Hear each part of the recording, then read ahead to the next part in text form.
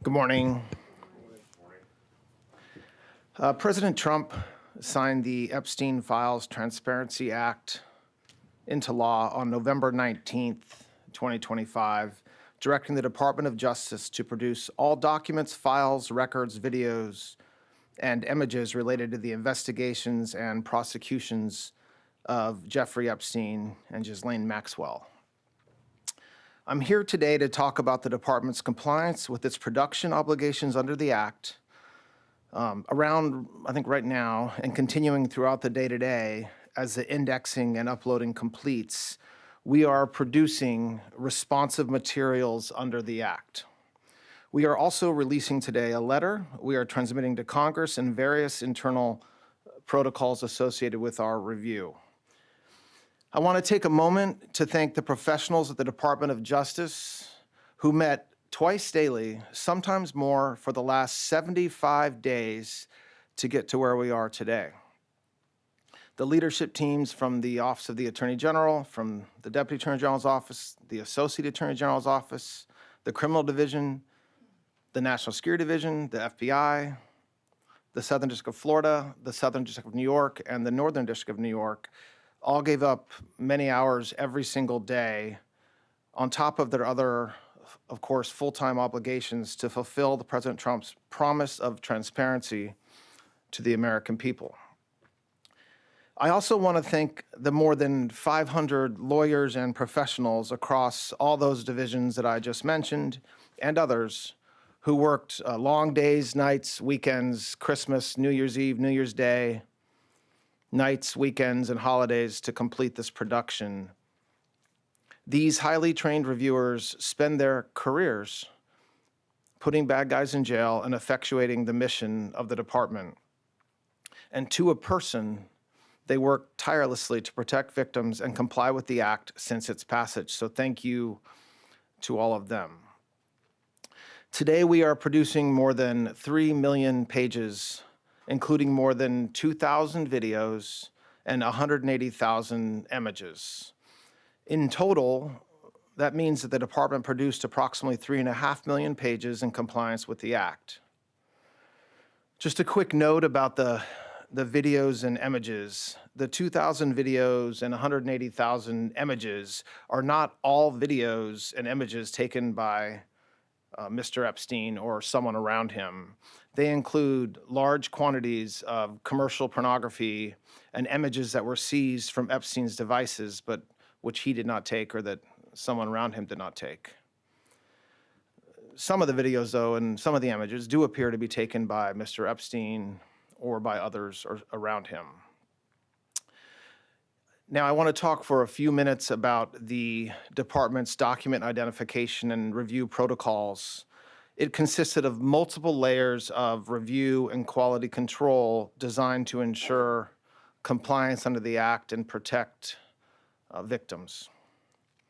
On top of the review protocols that the department had in place, the United States Attorney's Office for the Southern District of New York employed an additional review protocol to ensure compliance with a court order requiring United States Attorney Jay Clayton to certify that with respect to certain materials, a large quantity of the materials, a rigorous process was undertaken to protect victims against any clearly unwarranted invasion of their personal privacy.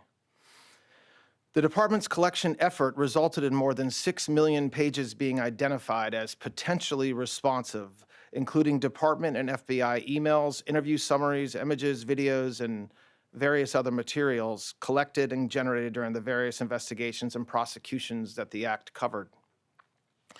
We erred on the side of over-collection of materials from various sources to best ensure maximum transparency and compliance, which necessarily means that the number of responsive pages is significantly smaller than the total number of pages initially collected.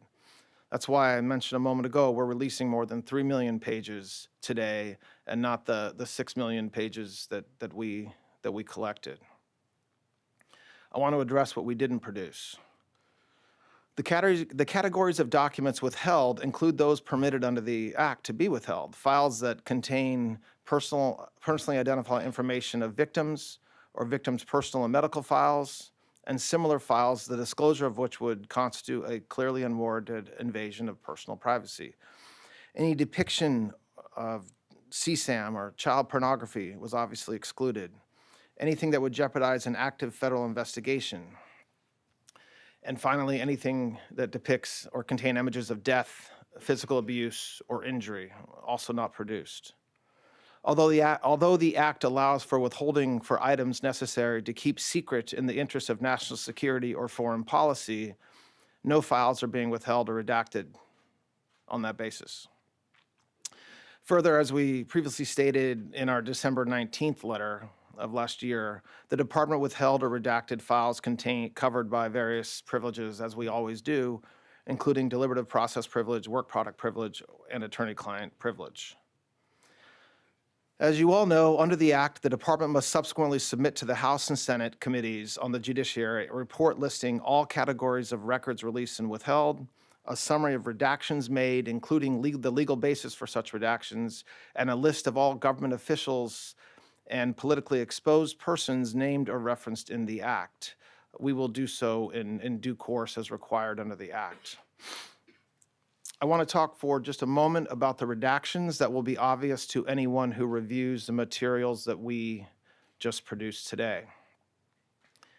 In addition to the documentary redactions, which includes personal identifying information, victim information, and other privileges, there is extensive redactions to images and videos. To protect victims, we redacted every woman depicted in any image or video, with the exception of Ms. Maxwell. We did not redact images of any men, unless it was impossible to redact the woman without also redacting the man. To this end, though, and to ensure transparency, if any member of Congress wishes to review any portions of the responsive production in any unredacted form, they're welcome to make arrangements with the department to do so, and we're happy to do that. I want to talk for a minute about something that is important. Every single day of the year, the Department of Justice investigates and prosecutes those who abuse and traffic young women and children. Just last year, the FBI located over 2,700 victims of child exploitation. The Department of Justice found and terminated 3.8 million dark web pedophile accounts. In August, we charged 11 defendants for extensive sex trafficking in Los Angeles of illegal immigrants and underage women. Last month, we charged 5 men who were engaged in a sadistic sextortion network of deranged young men abusing women. Over the past several months, last summer and into the fall, we executed Operation Restore Justice, rescuing 205 child victims and arresting 293 offenders. I point this out because I take umbrage at the suggestion, which is totally false, that the Attorney General or this department does not take child exploitation or sex trafficking seriously, or that we somehow do not want to protect victims. We do. There are some select members of Congress and some in the public eye, including those most critical of our efforts at full transparency under the Act, who remain silent as to all the work that we have done and continue to do every day in this space, while quickly pointing a finger at the Attorney General or this department because we were careful in our review of millions of pages of documents over the past 2 months. The Attorney General, the Director of the FBI, and our partners throughout this administration work hard every single day to protect the most vulnerable among us. With the production of this magnitude, mistakes are inevitable. We, of course, want to immediately correct any redaction errors that our team may have made, and so the department has established an email inbox for victims to reach us directly to correct redactions and any concerns when appropriate. That's been in existence since December, and we've been doing that since then. Finally, a very small portion of the documents collected pursuant to the Act include materials that a law firm produced to the SDNY in 2019 pursuant to a grand jury subpoena. This was during the criminal investigation of Ms. Maxwell.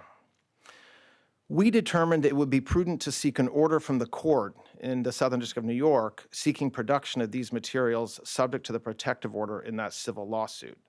To that end, the department has filed that motion with the appropriate judge in the SDNY, and if that motion is granted, we'll release those materials with appropriate redactions immediately. Today's release marks the end of a very comprehensive document identification and review process to ensure transparency to the American people and compliance with the Act. The department has engaged in an unprecedented and extensive effort to do so. After submitting the final report to Congress as required under the Act and publishing the written justifications for redactions in the Federal Register, the department's obligations under the Act will be completed. I'm happy to take any questions anybody has about that. Todd, I'd like to ask you about this, and I have a Minnesota question for you. On the Epstein release today, it was recently made public that Ghislaine Maxwell claims more than 24 men signed secret agreements with the federal government not to be prosecuted. What is your reaction to that, and what does that mean for her case? I read an article that described, I wasn't aware that it was actual men that she's claiming. I thought it was accomplices, which I'm not sure if that's a reference to some of the financial institutions or other individuals that. 25. So yes, I don't have a reaction to her filing. I can tell you that we reviewed, as I just described, every single piece of paper that we have associated with these investigations, Mr. Epstein and Ms. Maxwell. And to the extent that such arrangements exist, I'm not aware of them. And on to Minnesota, if I may ask you real quick, that's in the topic, in the headlines right now. There's new video of a man believed to be Alex Preddy, who's spitting, who's kicking out a taillight of a law enforcement vehicle. Does that change the perception of a potential DOJ investigation? Is there going to be a civil rights investigation into his death? Where does that land now that video's out? Then I have a quick follow-up on that. I don't think a single video should change any perception the Department of Justice may or may not have about that tragic occurrence last Saturday. We've said repeatedly over the past week that, of course, this is something that we're investigating, and we are. That's what we would always do in circumstances like this. And so there's an investigation that's ongoing, which I'm not going to talk about. But just look, the problem is an initial reaction to a particular video, one or another. You're talking about one that happened apparently some days ahead of last Saturday. It's an investigation. So an investigation necessarily means just that. It means talking to witnesses. It means looking at documentary evidence, sending subpoenas if you have to. And the Department of Justice Civil Rights Division has the best experts in the world at this. They've been doing it for decades. And so I expect that investigation will proceed with those parameters in mind. Are you looking at a nexus of left-wing groups? This DOJ said that that's something that you guys were concerned about. Are you following money? Are you looking at a potential that all of this may be related somewhere? I mean, yes. Thank you, Mr. Deputy Attorney General. You said in your remarks that you've withheld some documents because of ongoing investigations. I've done this long enough to know you can't comment on ongoing investigations, but can you say a little bit more? Because as you know, the department has been criticized for not bringing charges against more people. Are there still open investigations related to Jeffrey Epstein? So what I was laying out in my comments is the statutory, what the statute talks about what we can withhold and the reasons we can withhold it. I wasn't pointing to any particular, I wasn't trying to be coy or otherwise suggest there's some investigation. As you all know, Jay Clayton in New York is in charge of any potential investigations, and I'm not going to comment beyond that on that. You were referring to Clayton. Excuse me? You were referring to Clayton's investigation. I wasn't referring to anything. I was just saying that Congress, in their wisdom, allowed us to withhold documents if there were ongoing criminal investigations. That's one of the 4 reasons. I wanted to make clear with respect to any national security information that we were not withholding There's not some tranche of super secret documents about Jeffrey Epstein that we're withholding. We're actually not withholding anything based upon NDI. Deputy Attorney General Branch, thank you for your time. 2 questions for you. Number 1, pushing politics aside and everyone else aside, some of the victims of Epstein have expressed frustration with the entire process. I want to give you the opportunity to speak directly to them. Well, I don't know what you're speaking to. I mean, if there's frustration with, quote, the entire process, same here.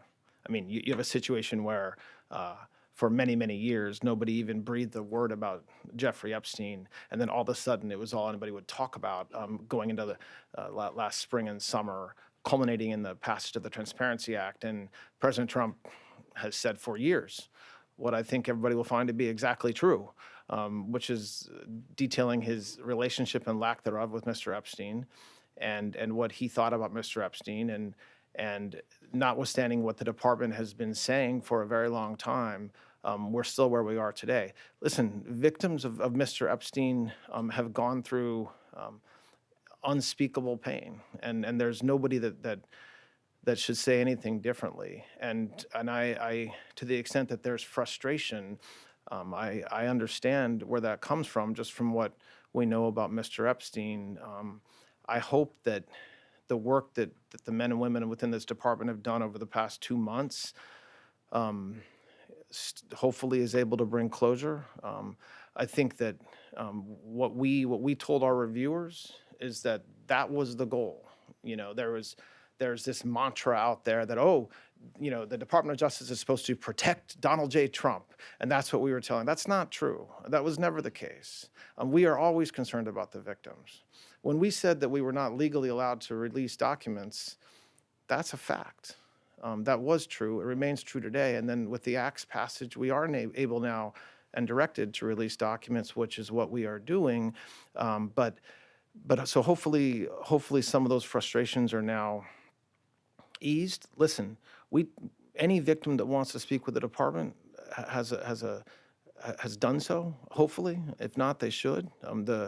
The prosecutors from this case in New York have given hundreds, if not thousands, of hours to working with victims, and that's what we do every day, and that's what we did in this case as well. So, Very quickly, can you assure the American public that President Trump, like every other prominent person whose name came up in relation to the Epstein files, that all documents, photos, and anything relevant to him connected to the case are being released?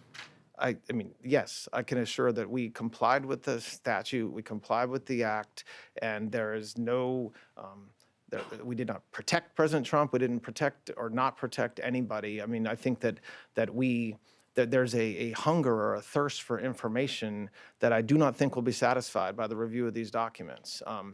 And there's nothing I can do about that. But President Trump, of all the people in Washington, D.C. and around this country that have said for years the same consistent message about Jeffrey Epstein as President Trump. And so there's not been a change of course or anything, and certainly his direction to the American people and the Department of his direction to the Department of Justice was to be as transparent, release the files, be as transparent as we can, and that's exactly what we did. I want to clarify your remarks on the Alex Preddy killing. Are you saying that the Justice Department has opened a civil rights investigation into his death? Yes. Yeah, I mean, look, and I know there's been a lot of discussion among the media around that, but just think about what that means. All that means is that DHS, as the Secretary has said, is conducting an investigation, as they should and as they do every time there's a tragic event like this. And the FBI, in their role, which is a separate role from DHS, is also looking into it and conducting an investigation. And that's not. That shouldn't be treated as making news. We've said that for a week, and it remains as true today as it was last Sunday when I said it. 2 questions for you, one on topic and one separate. Speak up a little bit. Yeah, 2 questions for you, one on topic and one separate. On topic, do you have any information that you could just share, because 3 million documents is a lot for people who are watching this at home? Are there any new names or new people, public people in positions of power who your department found in these filings? I don't have anything to share about what's new or not new, and No, I don't have anything to share about And that. to follow up on that, do you have a reaction to the arrest of Don Lemon overnight? Do you have a reaction to what? To Don Lemon's arrest overnight? Do I have a reaction to it? I don't know what that means. What are you looking for me to do? Jump up and down? No, I don't have a reaction to it. I don't know that the charges are unsealed yet. So no, I can't. I'm not going to comment on that. Thank you. You said this is the end of the Epstein, of your review of the Epstein files. So just to clarify, is the public going to learn the identities of the men who abused the girls with the information that you're releasing? And if not, why not? And then I have a quick follow-up. I mean, you just baked in an assumption into your question that I have never said and I don't know to be true. Is the public going to learn about men that abuse these girls? Like, what does that mean? I mean, I don't understand what that means. Well, I mean, they're the men who abused the young women through Epstein's, Look, we said in July, and it remains as true today as it was in July. If we had information, we meaning the Department of Justice, about men who abused women, we would prosecute them, right? We talked about the work that we're doing. That's why I said that. I said this earlier. There's this built-in assumption that somehow there's this hidden tranche of information of men that we know about that we're covering up or that we're choosing not to prosecute. That is not the case. I don't know whether there are men out there that abuse these women. If we learn about information and evidence that allows us to prosecute them, you better believe we will. But I don't think that the public or you all are going to uncover men within the Epstein files that abuse women, unfortunately. Okay, then just to follow up, on the investigation into Federal Chairman Jerome Powell, is the Justice Department, what's the status of that investigation? Now that President Trump has nominated a new Fed chair, is the Justice Department looking to bring a close to the investigation into Chairman Powell's as soon as possible? I don't have a comment on that, on the subpoenas that were issued. I don't think the timing of President Trump's decision to nominate somebody is a controlling factor in any investigation. Hi, I just wanted to follow up on Alana's question. So you're saying that the shooting investigation of Alex Preddy is now a civil rights investigation. You're implying that that's always been the case. Can you also say what about the shooting of Renee Good? I mean, why not is that a civil rights investigation? I didn't say it was always the case. I said it's the same thing that we said as of last Sunday, as with respect to last weekend. There are thousands, unfortunately, of law enforcement events every year where somebody is shot. The Civil Rights Division of the Department of Justice does not investigate every one of those shootings. There has to be circumstances or facts, or maybe unknown facts, but certainly circumstances that warrant an investigation. So when I talked about last weekend, and when others have talked about this week, the fact that President Trump has said repeatedly, of course this is something we're going to investigate, that's what I meant about what we're doing. It doesn't mean that every time that there's a federal officer-related shooting, that's something civil rights takes up. It depends on the circumstances. Follow up on that. Can you Go ahead. I know you can't be specific about details of the investigation, but can you kind of just characterize the scope of the Preddy investigation, what kinds of things that they'll be looking for, and who's involved? Well, I mean, it's an investigation, so what do we think we're looking at? We're looking at everything that would shed light on what happened that day and in the days and weeks leading up to what happened. And that's like any investigation that the Department of Justice and the FBI does every day. It means we're looking at videos, talking to witnesses, trying to understand what happened. I mean, you're talking about an incredibly tragic morning. And then trying to unwind and investigate that it takes a lot of time. I'm not going to prejudice what they're doing or not doing by laying any markers, but I expect that the folks that are doing this are the most experienced in this space and are doing that. Yeah, so to follow up on that, how would a civil rights investigation work with DHS taking the lead, which is what was said over the weekend?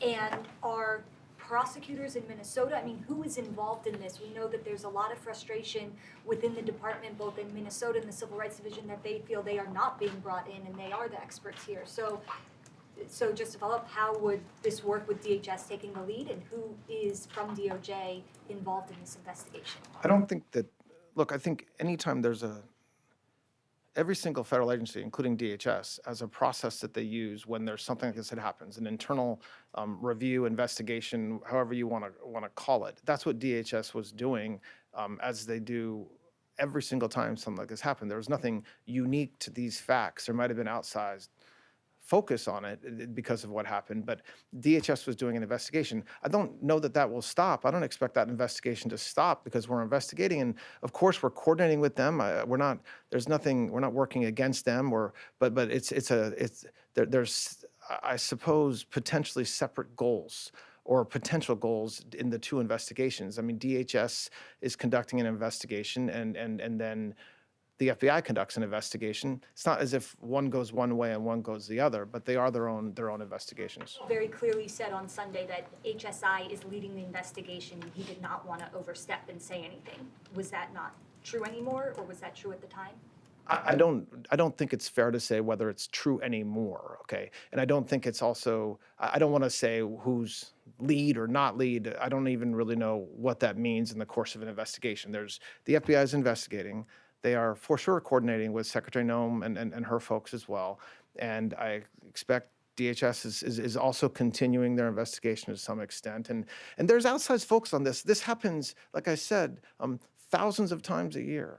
And it is tragic every single time it happens. And it's tragic this time like it's tragic every other time. And so there is a process that has to be allowed to play out internally with these law enforcement organizations and certainly with the FBI as well to allow this investigation to go on. You've talked about the expectations surrounding the Epstein files. Do you agree that the DOJ itself, senior officials at the DOJ, played up those expectations for the first half of this year? I'm just sort of trying to understand what responsibility does the Justice Department have for the criticism that has come over the handling of the Epstein files? I'm not commenting on criticism. People can criticize all they want. My point was just to make plain that when it comes to what we've been doing the past 2 months and why we weren't able to complete the review of over 6 million pages. Okay, so you're talking about 2 Eiffel Towers, okay, of pages in 30 days in a way that made sure we complied with the act, right? So the act had multiple requirements. Get it done in 30 days, and you better not release any victim information. All right, so there's a lot of statutory construction, there's a lot of case law that exists that says that if those two are in conflict, we obviously are not violating the 30-day requirement by taking our time to comply with the act. And so my comments were directed at this idea that because we didn't review the 6+ million pages within 30 days, somehow the Attorney General doesn't care about victims or is further doing damage to victims because of that, because exactly the opposite is true when it comes to the Attorney General. Sir, I have questions on Epstein and Minnesota. First on Minnesota. For transparency, would you commit to releasing the body cam video from federal officers that was involved in that shooting and their names at a point when the investigation can allow that? Will you make that public? And I did not hear clarity on whether Renee Good's case is also in the civil rights realm. I'm not committing to anything with respect to that investigation. That would be completely unfair to the investigation itself for me to stand here and commit to something for any reason. It depends. It depends on what happens with the investigation, and that's a decision that was made by the folks that are working the investigation. As it relates to Ms. Good, I don't, like I said before, there's investigations that happen all the time with respect to shootings like what happened last Saturday, and cases are handled differently by this department depending on the circumstances. On Epstein, sir, if I may just ask one on that, please. You mentioned a letter to Congress. How and to whom did you notify the White House about the production that you're announcing today before you came out and spoke to us? How did I do what? Notify the White House. What was your interface with the White House? You said there's a letter to Congress Who did you update at the White House about this? Well, I don't know. I don't really understand the question. You mean, who did I update? Yeah, the yeah, White- did you provide them an explanation of what today's release would be? Look, my team has certain communications with the White House. Let me just be clear, they had nothing to do with this review. They had no oversight over this review. They did not tell this department how to do our review, what to look for, what to redact, what to not redact. They absolutely knew that I was doing this press conference today and that we were releasing the materials today. But there's no oversight by the White House into the process that we've undertaken over the past 60 days. I wanted to ask a question about the evidence in the Alex Preddy investigation. Early on, our reporting showed that the only type of evidence that the FBI initially had in its possession that it was processing for ballistics and DNA, et cetera, was Preddy's firearm. It did not have the two firearms that were used to shoot Preddy. Those were in the hands of HSI, and also there were concerns about chain of custody, things not being properly bagged and tagged, et cetera. Where are the guns now? Are they in the FBI's possession and being reviewed at one of their labs? And who has the phone that Preddy was using and filming? And is that going to be reviewed by the FBI? I don't know. I don't have an answer to those questions. Look, I think that Secretary Noem is been clear with the American people, but also with the Department of Justice that we're doing this together. We're coordinating, and so I'm not following in the weeds about who actually has possession of the firearms that were discharged. Wouldn't that be something the FBI would need in order to conduct a thorough investigation into this is obviously a color of law case. When I said I didn't know, I wasn't being critical of the question. I was just simply saying I don't know. Thank you. On the Fulton County seizure of ballots, local officials there, election officials say those materials were set to become public by February 9th and that the Justice Department could have simply asked for them. Why was it necessary to conduct a search warrant? And do you expect the affidavit in that search warrant matter to become public anytime soon? Or do you have any comment or explanation as to why that was necessary? Listen, I'm not going to comment on. It's a criminal investigation. I will not comment on it. I will say that it should be no surprise to anybody in this room or anybody watching that election integrity is extraordinarily important to this administration. Always has been and always will be. And so the fact that President Trump and this administration are investigating to make sure that, are investigating issues around elections to make sure that we do have completely fair and appropriate elections should not be surprising, but I can't comment on any criminal investigations. Yeah. To follow up on that, regarding Fulton County, can you explain Tulsi Gabbard's role in Can you just speak DOJ up a little bit, activity? please?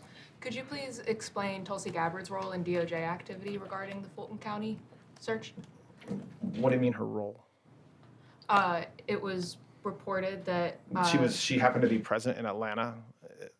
I mean, yes, I saw the same photos you did. I mean, she doesn't work for the Department of Justice or the FBI. She's an extraordinarily important part of this administration. This administration coordinates everything we do as a group. And so I think her presence shouldn't be, there shouldn't be questioned. Of course, I mean, that's a big part of her job. And so the fact that she was present in Atlanta that day, is something that shouldn't surprise anybody. Sean Maxwell. All right, just two more. Go ahead. Just following up on that, so are you saying that Gabbard's appearance in that area had nothing to do with the Justice Department action, the FBI I action? most certainly did not say that. No, I did not say that. I said that exactly the opposite. I said this administration works closely together in all kinds of different areas, and so I'm not sure if they're surprised at that the administration is working together on things like election integrity. But if there is surprise, let me unequivocally state, we are working together as an administration on election integrity type issues. And so that's all I can say about that. All right, one more. Can you clarify who at the Justice Department is involved in the Preddy investigation? Is it the Civil Rights Division? Is it the U.S. Attorney's Office in Minnesota? So I want to be careful about I want to choose words carefully about involved. Investigations like this are led by law enforcement, so that's the FBI. There's coordination with the civil rights, with Harmeet Dillon's group, and there's trial attorneys there that have, this is their lives. They've done this for decades. And so to the extent there's questions during an investigation that require a trial attorney to weigh in, or if you need a civil rights attorney to draft a search warrant or help with an investigative process, I expect the Civil Rights Division here at Maine Justice will be part of that effort. But I don't want to overstate what's happening. I don't want the takeaway to be that there's some massive civil rights investigation that's happening. This is what I would describe as a standard investigation by the FBI when there's circumstances like what we saw last Saturday, and that investigation, to the extent it needs to involve lawyers at the Civil Rights Division, it will involve those. All right, thanks a lot, everybody. I appreciate it. Would this shooting merit the same kind of investigation? Do you have comment on the career prosecutors that are resigning in Minneapolis?